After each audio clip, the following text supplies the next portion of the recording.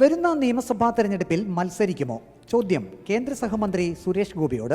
മറുപടി ഇങ്ങനെ: ഒരിക്കലുമില്ല. എന്നെ 5 വർഷം വോട്ട് ചെയ്ത് ഒരു പണച്ചെലവുണ്ടായി. അത് തീർത്തിട്ട് മറ്റെന്തിനെ കുറിച്ചും ചിന്തിക്കും. ഇനി അതിനോട് ഞാൻ വാക്ക് തരണം. അതല്ലെങ്കിൽ പിന്നെ ഞാൻ ഇത് കളഞ്ഞിട്ട് പോകും. എയിംസ് കേരളത്തിൽ വരുന്നത് സംബന്ധിച്ച് തന്റെ വിവാദ പരാമർശത്തിൽ അമ്മയാണ് സത്യമിട്ട് മറുപടി ഇങ്ങനെ: അതിനകത്ത് ഇത്രയേ ഉള്ളൂ. സത്യം പറയണം, എൻ്റെ നെഞ്ചത്ത് കൈവച്ചാണ് ഞാൻ പറയുന്നത്.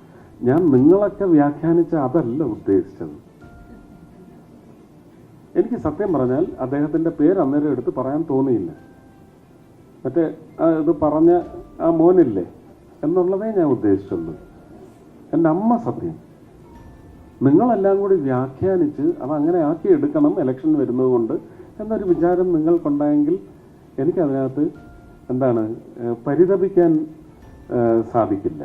കേരളത്തിൽ എവിടെയാണ് എയിംസ് വരേണ്ടത്? മറുപടി ഇതായിരുന്നു: ആലപ്പുഴയ്ക്ക് ഇത് കൊടുക്കണം എന്ന് അന്ന് അദ്ദേഹത്തോട് അപേക്ഷിച്ചത് നിലപാടായിരുന്നു. അതിന് മതിയായ കാരണങ്ങളും ഉണ്ടായിരുന്നു. ഇങ്ങ് സംസ്ഥാനത്തിന്റെ ഒരറ്റത്തുമല്ല കിടക്കുന്ന, ഒത്ത നടുവിൽ എന്ന് പറയാനൊക്കത്തില്ല. അത് പക്ഷേ തൃശ്ശൂരാണ്. ഞാൻ ആ സ്വാർത്ഥതയും ഇപ്പോഴും നിലപാട് മാറ്റത്തിലൂടെ അറിയിച്ചിട്ടില്ല. അപ്പോൾ ആ നിലപാടിൽ ഉറച്ചു നിൽക്കുന്നു. പക്ഷേ ഇന്നത്തെ കണ്ടീഷനിൽ ആലപ്പുഴയിൽ ഇവർ സ്ഥലം തരില്ലെങ്കിൽ തൃശ്ശൂർ ഉറപ്പായിട്ടും സ്ഥലം വാങ്ങിയെടുക്കണം. അവിടെയാണ് ഇത് വരേണ്ടത്.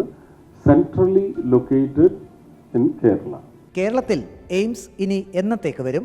എൻ്റെ ടേം അവസാനിച്ച് അടുത്ത തവണ നിങ്ങളുടെ അടുത്ത് വോട്ട് ചോദിച്ചു വരുന്നതിന് മുമ്പ് കേരളത്തിൽ സർക്കാരുകൾ, ഇനി മാറി വരുന്ന സർക്കാരുണ്ടെങ്കിൽ അവർ, അതല്ല എവരാ വരുന്നതെങ്കിൽ അവർ, അതല്ല പുതിയ സർക്കാരാ വരുന്നതെങ്കിൽ അവർ സ്ഥലം എടുത്ത് തന്നാൽ ഇത് വരാതിരിക്കാൻ ഒരു കാരണവുമില്ല.